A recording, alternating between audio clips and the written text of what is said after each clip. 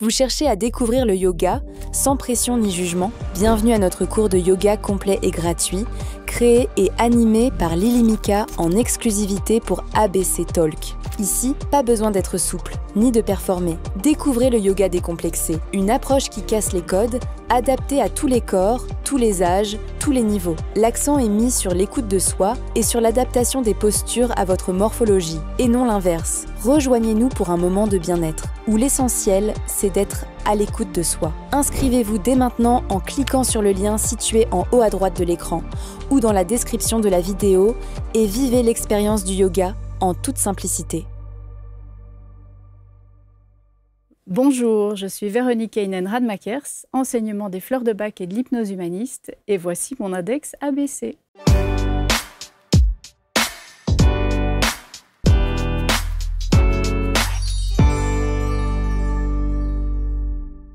La Belgique, installée sur les canapés, bien représentée par Véronique. Bonjour Véronique. Bonjour. Merci infiniment d'être là. Merci de vous raconter, de venir nous dire un petit peu de quelle manière vous allez pouvoir embellir notre vie, nos vies. Ben c'est une jolie mission. Hein. Oui. La vie, on n'en a qu'une à la fois. Et plus on en profite, plus on fait le chemin avec légèreté, avec le sourire, avec optimisme aussi, meilleure elle est. Et donc ça a toujours été quelque chose qui m'a motivée dans la vie, c'est de trouver le bon côté des choses. Mais vous savez quoi? J'ai l'impression que ça, c'est culturel. J'ai le sentiment que cet optimisme-là, les Belges le cultivent et l'ont dans leur ADN. Non, mais c'est vrai. C'est possible parce que la Belgique est quand même un pays multiculturel. On est une sorte de camailleux de personnes, de langues, de cultures même assez différentes. Et donc, on a besoin d'être ouvert pour faire connaissance avec l'autre, puisque qui est cet autre? On ne le connaît pas. Donc, je crois qu'il y a cette idée de découverte et du coup d'une sorte de curiosité qui met de la joie, finalement, qui met de la beauté dans le monde. Ouais. Et au-delà de ça, je trouve que, et je suis convaincu que ceux qui nous regardent et qui vous regardent en ce moment même ressentiront, s'ils ont cette sensibilité-là, l'optimisme se porte sur votre visage. Oui. Ça se voit.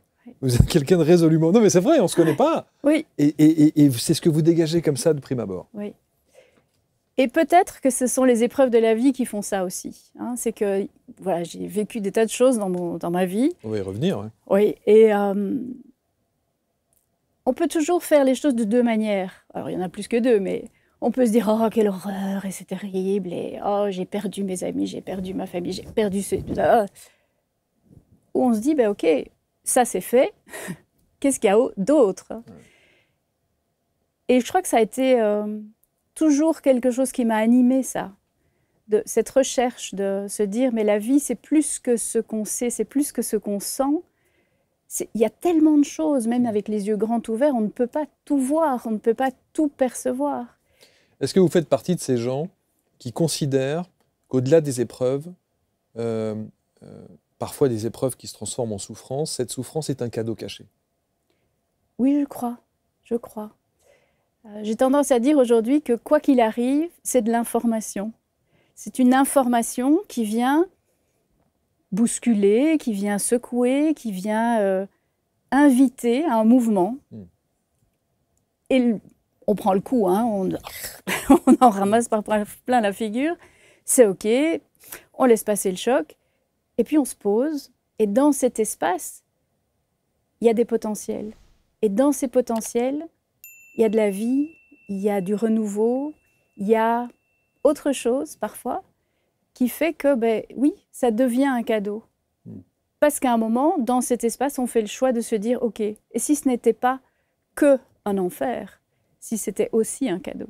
C'était aussi. Les amis, quelques secondes d'interruption dans ce programme, juste pour vous donner une information importante. Vous savez que chaque jour, sur ABC Talk TV, on aime et on prend le temps de vous recevoir pour parler des pratiques et des praticiens inspirants de par leur parcours et de par leur expertise. Alors peut-être que vous aussi, vous aimeriez partager avec nous votre métier et vous installer ici dans ce studio, sur ces canapés, pour nous dire un petit peu comment vous en êtes arrivé à ce que vous êtes aujourd'hui. Alors si vous êtes à la fois thérapeute, expert, coach, accompagnant de vie et que vous avez envie d'enregistrer un entretien avec moi dans ce studio ABC Talk, il suffit simplement de postuler sur le lien qui est sur cette vidéo ou éventuellement dans la description de la vidéo et vous serez à la suite de cela référencé sur la première plateforme vidéo des thérapeutes accompagnants de vie, coachs et autres experts. Vous, en l'occurrence, je vous le souhaite et je vous dis merci de votre fidélité. Indexabc.fr ou alors le site directement abctalk.fr. Alors on va voir, est-ce que votre leitmotiv, on va voir votre parcours de vie, Véronique, je ne dis pas le nom parce que je n'ai pas envie d'écorcher son nom, qui est pourtant simple, hein, visiblement, mais je sais que si je m'engage dans cette voie, je vais me tromper. Comprendre, évoluer et prendre soin. Oui. C'est ça, votre leitmotiv? Oui, oui. J'ai toujours été quelqu'un d'assez intellectuel à la base. J'ai beaucoup lu dans mon enfance, j'aime bien comprendre. Mon rêve, quand j'étais petite, c'était d'avoir la connaissance universelle. Je me disais, mais ceux qui étaient au début, quand les encyclopédies avec 3 volumes, mais c'est génial, ils pouvaient tout connaître. Alors, c'était que ce qu'il y avait dans l'encyclopédie, c'était pas le tout. Et donc, j'ai une curiosité comme ça depuis toujours. Et j'ai beaucoup utilisé mon cerveau pour comprendre, pour analyser, pour voir les tenants, les aboutissants, jusqu'au moment où la conscience vient que, OK, il y a plein de choses qu'on ne comprend pas, et c'est OK aussi. Mais du coup, c'est ça l'évolution, c'est d'arriver à se dire, OK, tout est là, je ne peux pas tout connaître, je ne peux pas tout comprendre, et en même temps, dans l'acceptation de ce qui est, il y a quelque chose qui peut évoluer, et ça demande d'en prendre soin. C'est que, voilà, j'ai envie de faire un geste de cajolerie, c'est que si on ne s'y attarde pas, si on ne prend pas soin, finalement, le temps passe, on passe à autre chose et voilà, ça ne se passe pas comme il faut. Voilà. Alors, on va parler de votre expertise et de la manière dont vous pouvez effectivement prendre soin des autres en apportant votre enseignement au travers des fleurs de Bach et de l'hypnose humaniste. Oui. Alors, les fleurs de Bach, on a beaucoup écrit sur les fleurs de Bach. Il y a les pros et les antis. Il y a ceux qui, effectivement, comme vous, vont nous dire qu'il y a des tas de choses exceptionnelles que l'on peut découvrir et que les fleurs de Bach peuvent nous accompagner, peuvent nous permettre. Et puis, il y a les anti, en tout cas, ceux qui se disent « ça n'est qu'un effet placebo, c'est pas vérifié, c'est pas scientifique, c'est pas ceci, c'est pas cela ». Comment est-ce que vous pourriez expliquer le pourquoi du comment de l'approche des fleurs de Bach dans votre vie? Comment est-ce que vous découvrez cet univers-là? Alors, je voudrais juste préciser que le placebo, aujourd'hui, c'est quelque chose qu'on utilise beaucoup, parce que c'est la preuve qu'il y a un impact, que nos croyances, que notre vision des choses va avoir un impact sur notre corps. Donc, a priori, c'est plutôt positif. Mais ce qui m'a amenée aux fleurs, c'est le hasard. Alors, le hasard, il se déguise un peu partout. Quand mes enfants étaient petits, je sentais bien qu'il y avait plein de choses émotionnelles. Et moi, je n'étais pas très équipée émotionnellement. Voilà, je suis fonceuse, mort sur ta chic, ça va passer. Donc, il y a quelque chose d'assez... Et d'une oreille, j'entendais « Ah, les fleurs de Bach, pour tes enfants, pour tes enfants. » Voilà. Et puis, le hasard fait qu'il y a la première formation agréée en Belgique francophone qui s'est passée à côté de chez moi. Et c'était tout naturel, j'y étais. Je me suis dit, 2 jours avec des adultes sans avoir des enfants collés à mes basques. Oh, amen, alléluia. Et ça a été une sorte de révélation. Je ne sais pas comment expliquer ça autrement. C'est tout à coup cette conscience que tout ce monde intérieur qui m'encombrait, en fait, avait un sens, avait été décrit, avait été finement découvert par ce docteur Bach. Et c'est vrai que la tentation, quand on découvre les fleurs, c'est de se dire « Oh oui, c'est comme un sparadrap. Hein, j'ai peur, paf, une petite fleur. J'ai des doutes, paf, une petite fleur. » Mais c'est bien plus que ça. Il n'a laissé qu'un seul livre de philosophie, finalement, qui parle de la connaissance de soi. Et on dit « Connais-toi toi-même et tu connaîtras l'univers et les dieux. » Et finalement, la seule personne avec laquelle on vit toute sa vie, c'est soi-même. C'est quand même le comble que parfois, on ne se connaît pas. On n'a pas conscience que ces mouvements intérieurs, parce que dans l'émotion, il y a motion, on n'a pas conscience que ces mouvements viennent nous dire quelque chose, ils viennent parler de nous, ils viennent exprimer quelque chose qui a besoin d'être entendu. Et donc, l'approche des fleurs de Bach, telle que je la vis et telle que je l'enseigne, ce n'est pas une approche sparadrap. c'est connais-toi. Apprends à reconnaître en toi ces mouvements qui t'indiquent si, oui ou non, tu es en accord avec toi-même. Parfois, c'est le flow, comme on dit, tout va bien, on ne se pose pas de questions, on n'a pas besoin de fleurs, on n'a besoin de rien que de profiter de la vie. Et puis parfois, ça commence à accrocher, j'appelle ça le velcro, moi, ça commence à... C'est rugueux. C'est rugueux. Et la connaissance des fleurs, alors prendre les fleurs en plus, ben ça aide, hein. Mais rien que la connaissance de ces fleurs nous apporte une compréhension sur ce qu'on est en train de vivre. C'est-à-dire c'est un autre prisme, c'est un autre point de vue. Et le fait de prendre des fleurs va nous accompagner, c'est vibratoire, hein, donc ça va vraiment nous accompagner dans le mouvement pour revenir à un équilibre. C'est-à-dire que toute émotion est bonne. Il y en a qui sont très inconfortables, dont on se passerait, et pourtant, elles sont là pour une raison. Et les accompagner vers l'équilibre, c'est revenir sur ce qui est juste pour nous, ce qui est notre espace, notre espace d'être, qui est le confort de la vie quand elle est normale, bien quoi. Est-ce que c'est la sensibilité émotionnelle de vos enfants qui vous mène aux fleurs de bac? Oui, parce que je suis démunie. Je sens qu'ils ont des difficultés avec certaines choses. Il y en a un qui se sentait très coupable, il était tout petit. Je me dis, mais qu'est-ce que ça vient faire, ça? Bon, après, j'ai compris que les chiens ne font pas des chats. Et je ne savais pas quoi faire. Je ne savais pas comment les aider. Et donc, j'ai commencé par les aider eux. Et puis, un jour, je me suis rendu compte que charité bien ordonnée commence par soi-même. Hein, tant qu'à faire, oui, bien sûr. Voilà. Comme tout bon thérapeute ou accompagnant de vie. Ouais. Et là, ça a été une révélation. J'ai eu plusieurs fois l'occasion que quelqu'un me conseille la bonne fleur au bon moment et de sentir physiquement mon corps qui, comme un soupir de relâchement. Et donc, voilà, je sais que les fleurs sont efficaces. Je le vois avec les gens que j'accompagne, les gens que je forme. Et c'est aussi donner de la place à cette part de nous qui, finalement, dans nos sociétés, n'est pas tellement mise en lumière. Hein. On réfléchit, on analyse. Et pourtant, c'est les émotions qui nous mettent en motion, qui nous mettent en mouvement. Donc, Vous faites vous-même les petites mixtures, si je puis dire? Oui. Donc, l'avantage de ce système, c'est que c'est un système qui est simple. Et la simplicité, c'est pas si simple que ça. Hein. C'est pas simpliste. Donc, il n'y a que 38 fleurs qu'on peut mélanger, jusqu'à 7 dans un flacon, ce qui fait qu'on a plusieurs millions, je ne suis pas mathématicienne, mais on a plusieurs millions de possibilités de flacons différents. Et en fait, l'entretien en fleurs de bac, ce n'est pas moi qui décide, qui suis-je pour savoir à la place des autres, mais au travers d'un échange, j'aide la personne à mettre en lumière ce qu'elle ressent, et donc je lui explique les fleurs qui correspondent, et elle fait le choix de les prendre ou pas. Et donc les fleurs sont disponibles, et c'est elle qui va se mélanger son petit flacon, avec lequel elle va repartir et faire un petit bout de chemin. Et sur le dosage qui dessine le dosage? Qui prescrit, si je puis dire, si on peut parler de prescription? Alors, pour le Dr Bach, il fallait que ce soit le plus simple possible. Et son idée, ça a été de dire quelle est la dose minimum pour un effet maximum. Donc, c'est écrit sur les petits flacons, on met 2 gouttes de chaque fleur, maximum 7 fleurs, dans un petit flacon avec 30 ml d'eau. Donc, c'est vraiment très, très simple. Et puis, de ce flacon, on va prendre 4 gouttes chaque fois qu'on en sent le besoin. Et c'est ça qui est différent aussi par rapport à d'autres approches où on nous dit il faut les prendre matin, midi, soir, etc. Avant les repas, après les repas, etc. En mangeant pas, en mangeant pas. Oui, exactement. Et là, c'est quand on en a besoin. Donc, ça nous invite aussi de prendre des fleurs à se dire oula, où est-ce que je suis là maintenant? Est-ce que on revient à la conscience de soi, à la conscience de nos états émotionnels, à la conscience de qu'est-ce que je suis en train de vivre ici et maintenant. Et donc, on les prend aussi souvent que nécessaire. Ouais, aussi souvent que nécessaire. Donc, il n'y a pas de crainte de surdosage ou de choses comme ça? Non, aucune. Il ne peut pas y avoir de dérapage à ce niveau-là? Non.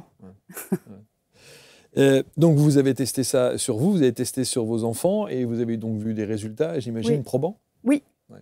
Alors, ce qui a été une expérience intéressante, et c'est là que je trouve que être là pour les autres, c'est utile, c'est qu'un jour, quelqu'un m'a recommandé une fleur.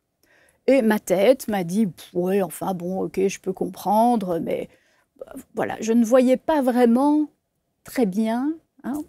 Il n'y a pas pire aveugle que celui qui se regarde. Hein. C'est sûr. Et je me suis dit, je vais obtempérer, je vais prendre cette fleur, je l'ai prise pendant 1 an. Et c'était justement la fleur de la culpabilité.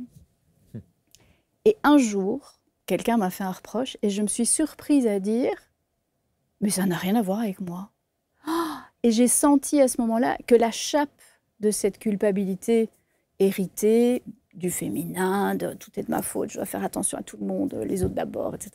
Ben, c'est comme si ça s'était levé d'un coup. Et là, je me suis dit, ah oui, oui, il se passe quelque chose. Et donc aujourd'hui, j'ai beaucoup moins, alors ça m'arrive, on est qui on est, donc ça m'arrive encore de me dire, oh là là, qu'est-ce que je n'ai pas bien fait.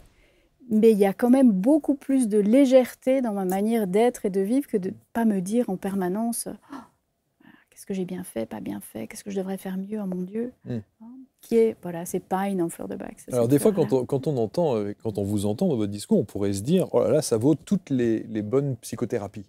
Est-ce que justement les fleurs de bac, on peut les associer, elles sont complémentaires à une autre approche, oui. Ou est-ce qu'elles peuvent être utilisées indépendamment de toute autre approche? Les deux. Les deux. En fait, je pense que ça dépend de comment on va. Si on va plutôt bien, un peu pas trop, les fleurs en soi, ça, c'est assez. Mais parfois, on attend d'aller si mal pour aller chercher de l'aide que plus il y aura d'approches, mieux c'est. J'ai envie de dire qu'il y a vraiment cette idée que les fleurs sont très complémentaires. Elles peuvent accompagner... voilà, il y a quelqu'un de ma famille qui a eu un cancer et son cancérologue a dit « Ah, votre fille fait les fleurs de bac, dites-lui, elle peut vous faire des fleurs. » Donc c'était tout à fait compatible avec son traitement. Et ça ne se substitue pas à un avis médical. Absolument pas. Bien entendu, comme toujours. Absolument bien pas. Sûr. Et ça va accompagner. J'ai des gens qui viennent en consultation qui sont aussi suivis par des psychothérapeutes ou des psychologues, des psychiatres même. Et donc ça ne remplacera jamais, mais ça va aider. Ça accompagne en tout cas. Ça accompagne, oui. Autre volet dans votre approche thérapeutique et d'accompagnement, il y a l'hypnose. Oui. L'hypnose humaniste. Oui. Ça, vous en parlez aussi. Comment l'hypnose entre dans votre vie? Alors, la première fois que j'ai rencontré l'hypnose, c'était lors d'un séminaire. Et je me suis dit, mais c'est incroyable, la puissance de cet outil pour soi-même, finalement. J'étais ébahie. Et le hasard m'a amenée à l'IFHE, qui est une école ici qui n'est pas très loin, où j'ai d'abord appris l'hypnose ericksonienne, donc une hypnose en dissociation, c'est-à-dire qu'on sépare le conscient et l'inconscient pour aller parler à l'inconscient en cachette. En stummelings, je vais parler belge un peu. Voilà. Et il se fait qu'Olivier Leckert et Patricia D'Angeli, ils ont développé l'hypnose humaniste. Et c'est une hypnose en ouverture de conscience. C'est-à-dire qu'au lieu de nous, on est déjà dans une sorte de semi-sommeil, là, un peu abruti par plein de choses. Et l'idée, c'est de se réveiller au-delà de notre seuil normal pour avoir accès à notre propre inconscient, pour avoir accès à toutes les ressources de la vie. Et quand j'ai goûté à l'hypnose humaniste, tout le reste a disparu. C'est que j'ai cessé du jour au lendemain de faire de l'hypnose dissociante. Probablement parce que moi-même, je n'aimais pas cette idée de déléguer à quelqu'un, quelque part, le pouvoir sur moi. Je me disais, autant que je le fasse moi-même. Et puis, de fil en aiguille, j'ai fait leur formation. Et puis, à un moment, ils ont ouvert aux enseignants. Et donc, j'ai fait le parcours pour être enseignante. Et j'enseigne cette approche en Belgique. Et dans ma vie quotidienne, cette hypnose a une place, j'ai presque envie de dire, au quotidien. Dans le sens que cette mise en transe, en ouverture de conscience, c'est un entraînement. Il n'y a pas de magie. C'est vraiment, tout le monde peut le faire. C'est quelque chose qui augmente la conscience au fur et à mesure de l'existence. Et aujourd'hui, par exemple, il m'arrive un coup dur ou une dispute, ou je prends le choc. Et en même temps, c'est comme si j'appelle ça le millefeuille, comme ces gâteaux qui sont en plein d'étages, c'est comme si j'ai tous les étages de « Ah oui, et ça vient toucher à cette blessure chez moi, et ça a en lien avec ça, et en même temps, le cadeau dedans, c'est ça. » Et donc, ça fait que l'impact de la vie est différent aujourd'hui que ce qu'il a pu être auparavant, ou parfois le coup de Donc, massue, vous faites de l'auto-hypnose humaniste. De l'auto-hypnose humaniste, oui. Et on dit d'ailleurs que dans l'hypnose humaniste, une des forces, c'est d'être une hypnose qui est en lien. Et l'auto-hypnose, c'est juste à des visées, se faire du bien, et puis de l'auto-entraînement. Mais je le constate dans ma pratique, c'est que les personnes que j'accompagne, souvent rien que de faire un bain d'hypnose, c'est-à-dire sans faire une technique thérapeutique particulière, c'est comme si ça ouvre les portes, ça ouvre les rideaux en fait, sur les fenêtres, sur l'extérieur, sur le monde. Et du coup, ils trouvent eux-mêmes leurs propres solutions, voilà, il y a quelque chose de... Ça aussi, c'est un régulateur émotionnel. Oui, oui. L'hypnose humaniste. Oui. Mais c'est-à-dire qu'en fait, le point commun dans toutes ces approches, c'est qu'on est au centre de notre vie et ouvert sur le monde. Et donc c'est ça, c'est retrouver ce lien à la vie. Nous sommes partis de la planète, de l'univers. Nous sommes partis de quelque chose de bien plus grand et bien plus vaste que nous. Et donc on a besoin d'être aussi bien en contact avec l'intérieur qu'avec l'extérieur pour vivre une sorte d'écologie de la vie. Ouais. Donc ces deux approches, les fleurs de Bach et l'hypnose humaniste, ce sont ces deux angles, ces deux approches thérapeutiques que vous utilisez dans votre quotidien? Oui, et que j'enseigne. Et que vous enseignez aujourd'hui? Oui. Et on apprend beaucoup en enseignant. Et j'aime bien dire aussi que chaque séance est une sorte de cours particulier. Parce que finalement, ça va être, je suis seule avec la personne, et c'est une manière de lui donner des outils pour être présente à elle-même. Parce que voilà, quand elle n'est plus avec moi, il faut qu'elle fasse son chemin et qu'elle avance. Ouais. Est-ce qu'il y en a une qui prédomine sur l'autre? Une qui vous parle plus qu'une autre? Les deux, en fait. J'imagine. Je ne sais pas choisir. J'imagine. Je sais pas. Un de mes challenges, c'est de me fixer quelque part. J'aime pas les étiquettes, j'aime pas les cases, j'aime bien que ça reste ouvert. Ouais. Quand je fais de l'hypnose humaniste, je suis pleinement dans l'hypnose. Quand je suis dans les fleurs, je suis pleinement dans les fleurs. Mais ça veut dire que quelqu'un peut venir vous voir pour une hypnose humaniste? Oui. Et puis, vous lui préconisez un accompagnement aussi avec des fleurs de Bach en complément? Alors parfois, quand les gens abordent des choses très émotionnelles qui sont en lien avec des fleurs lors d'une séance d'hypnose humaniste, en fin de séance, je vais leur toucher 3 mots sur les fleurs s'ils les veulent. Alors c'est très amusant parce qu'il y a des gens qui disent « Oh là, ouf, non, ces trucs-là, moi, voilà.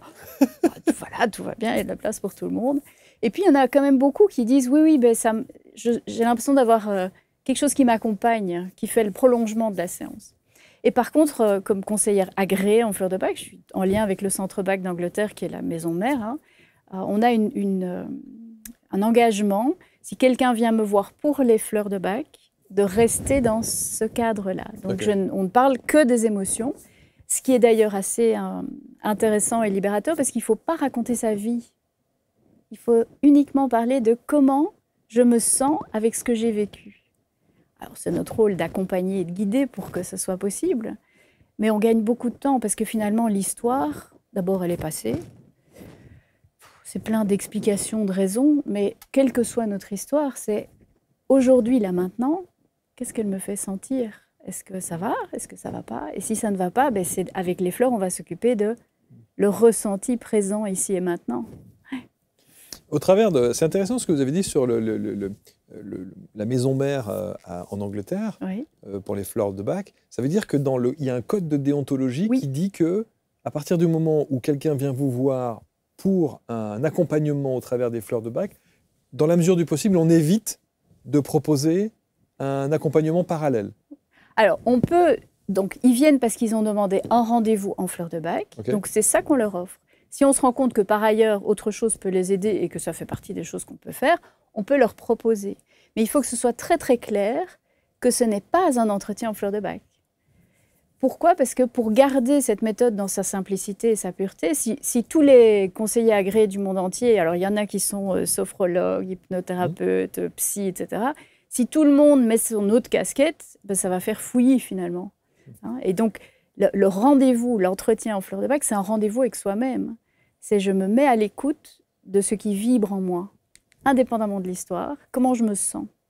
Et parfois, les gens sont déroutés parce qu'ils se disent « Oui, mais je dois vous raconter l'histoire. » Ben en fait, non. Faites, mettez-vous à l'aise, si ça vous aide, ok, d'accord.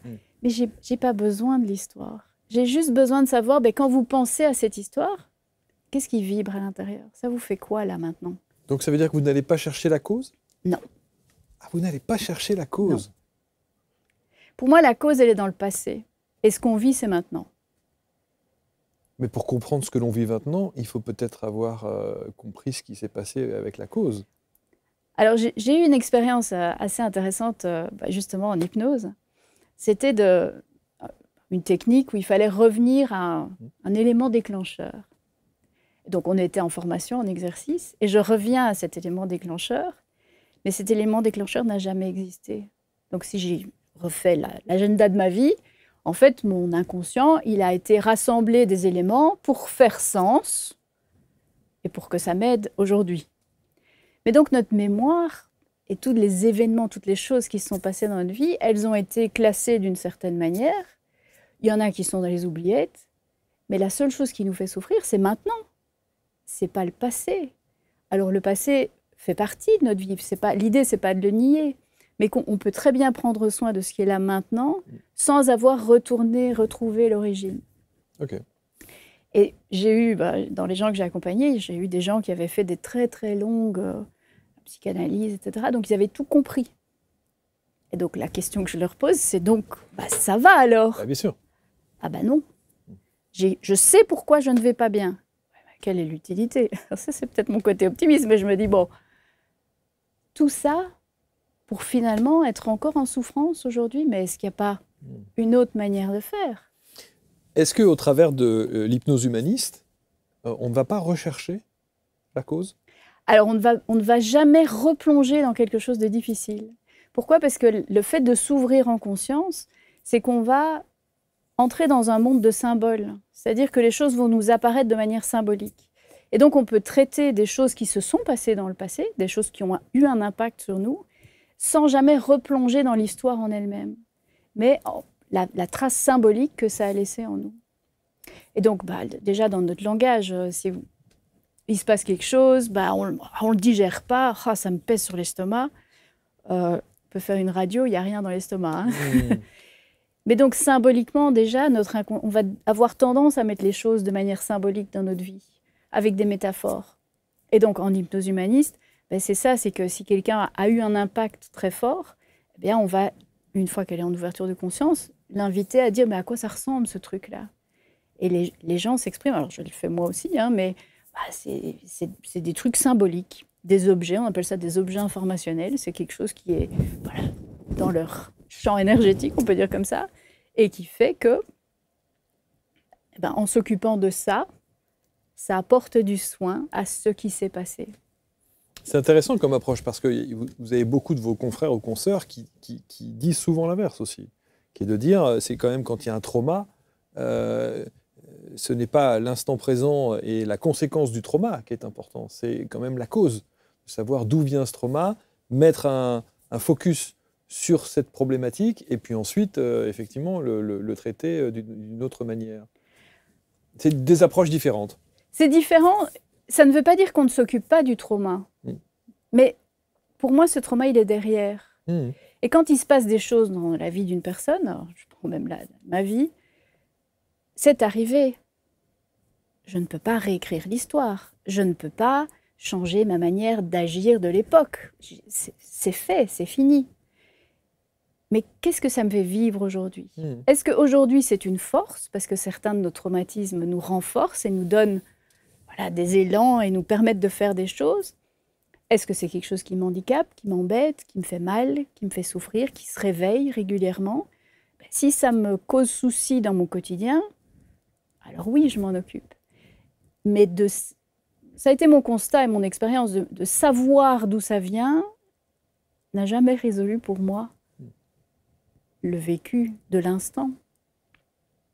Alors ça ne veut pas dire que c'est pas intéressant. C'est intéressant quand on veut faire son histoire de vie, de se dire « oui, il y a eu ça, oui, c'est vrai ». Et ça, c'est l'étage du dessus, là. C'est le chef d'orchestre là-haut qui fait « oh, ça y est, j'ai la bonne histoire, je sais, c'est bon, je sais ». Et en même temps, c'est comment je le vis aujourd'hui, ça. Alors, on a tous, bien évidemment, des parcours de vie, on a tous ces fameux cadeaux cachés, ces épreuves de vie, et vous, la première. Vous êtes une citoyenne du monde, une enfant du monde, parce que vous avez beaucoup voyagé entre le Kenya, alors évidemment la Belgique, et puis Téhéran. Vous êtes allée en Iran pendant quelques années, jusqu'à l'âge de 7 ans, c'est ça? Oui.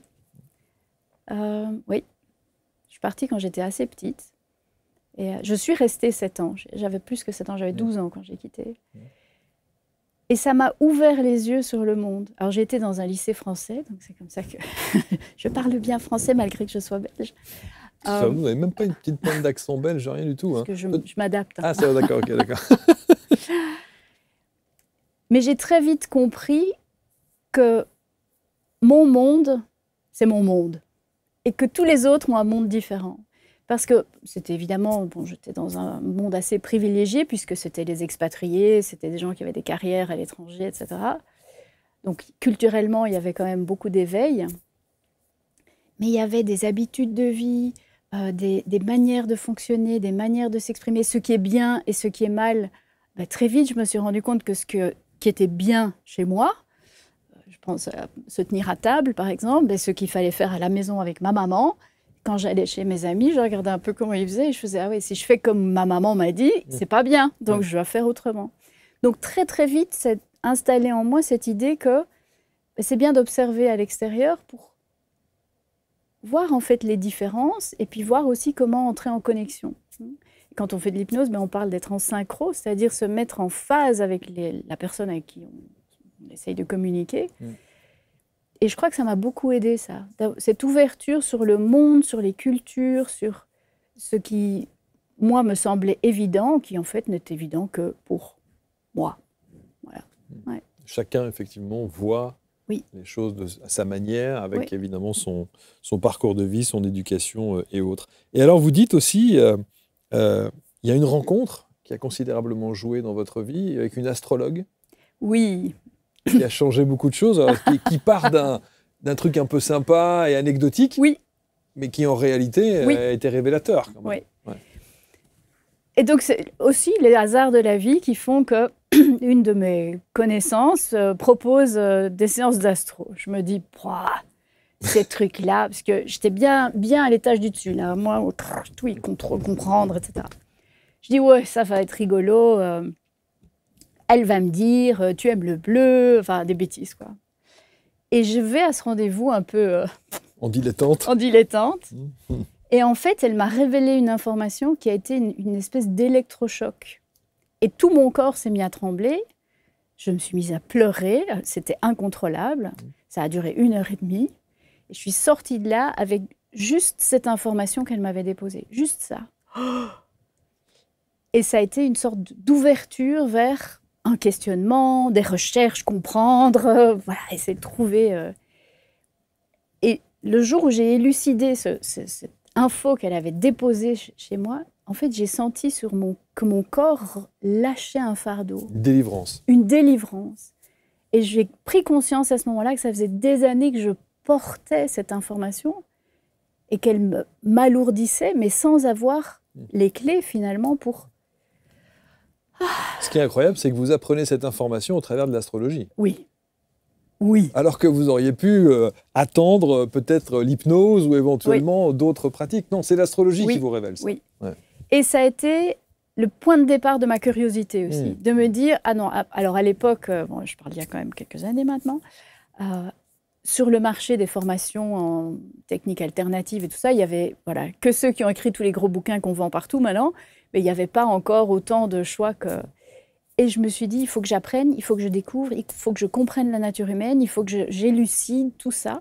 Et tout ce qui s'est présenté, je m'inscrivais. J'allais en formation à gauche, à droite, enfin, j'étais une étudiante perpétuelle.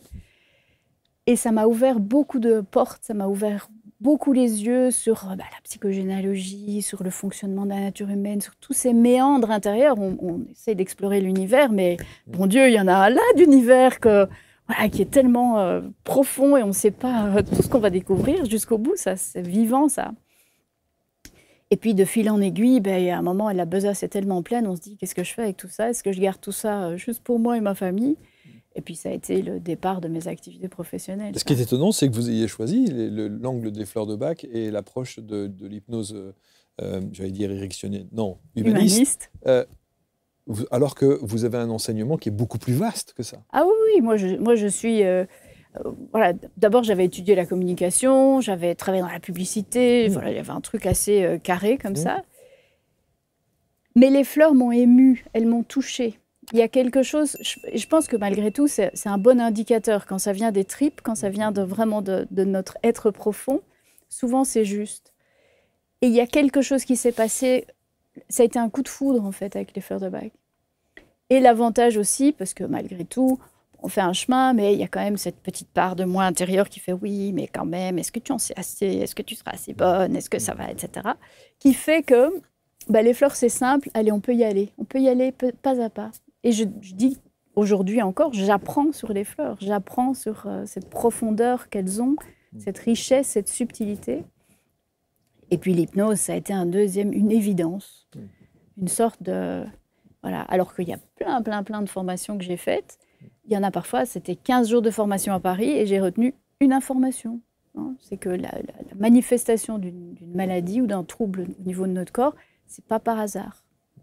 Ok, 15 jours de formation pour ça, c'était peut-être un peu cher payé. Mais voilà, c'était intéressant. Bon, en tout cas, votre approche, je trouve qu'elle voilà, elle est très humaine, très profonde. Et même si, effectivement, vous ne mettez pas en valeur comment dirais-je, les autres approches qu'on vous a enseignées, je pense que ça doit considérablement vous aider quand même dans votre accompagnement, en plus évidemment des fleurs de Bach et de l'hypnose humaniste. Oui. C'est un plus. C'est un plus et je continue à me former d'ailleurs parce que j'apprends aussi sur moi, parce que je suis mon premier terrain de jeu. Je pense qu'on ne peut pas pratiquer quelque chose si on n'est pas soi-même, si on n'en bénéficie pas soi-même.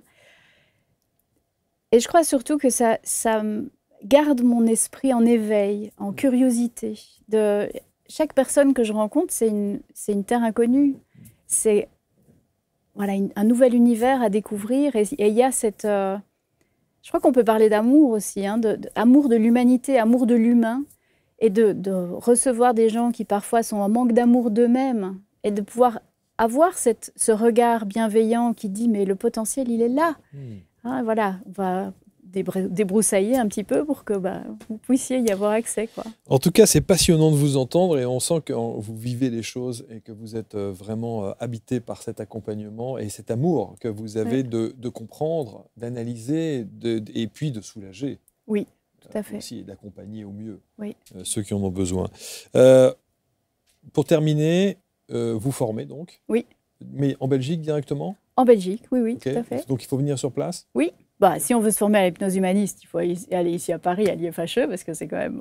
Il y a ce qu'il faut. Voilà, il y a ce qu'il faut, mais si on est en Belgique, pourquoi pas, à Waterloo. À Waterloo. Et puis, pour les fleurs de Bach aussi? Aussi, oui, et j'ai toute une équipe de collègues, on travaille ensemble et on forme... parce qu'il y a niveau 1, on peut juste apprendre les fleurs pour le plaisir de les apprendre, les utiliser en famille. Niveau 2, c'est on rentre déjà un peu plus dans la subtilité. Et puis niveau 3, c'est pour accompagner les autres. Bon, et on peut vous consulter aussi à distance? À distance, oui, et en présentiel. Merci beaucoup, Véronique. Avec plaisir. Merci de ce petit clin d'œil belge qu'on aime tant, vivre sereinement et en conscience. Oui, et d'ailleurs, mon livre sur les fleurs de Bach s'appelle « Clin d'œil sur mes émotions ». Clin d'œil sur mes émotions, exactement. Et on va mettre les liens autour de la vidéo, d'abord pour entrer en contact avec vous, pour suivre vos formations, bien entendu, et puis sur votre actualité, et notamment sur le livre, si vous avez envie d'en savoir plus. Comprendre, évoluer et prendre soin de vous. Merci Véronique. Avec plaisir. Avec grand plaisir. On aura l'occasion de revenir avec Véronique sur d'autres sujets, sans doute parce que j'ai ouï dire, je sais pas, j'ai le sentiment que vous allez pouvoir vous réinstaller sur ce canapé, peut-être pour d'autres choses. Ça sera avec grand plaisir. Vous commentez avec bienveillance, comme toujours. Prenez contact avec Véronique et ses équipes et on se retrouve très vite pour un prochain Portrait Index. Salut.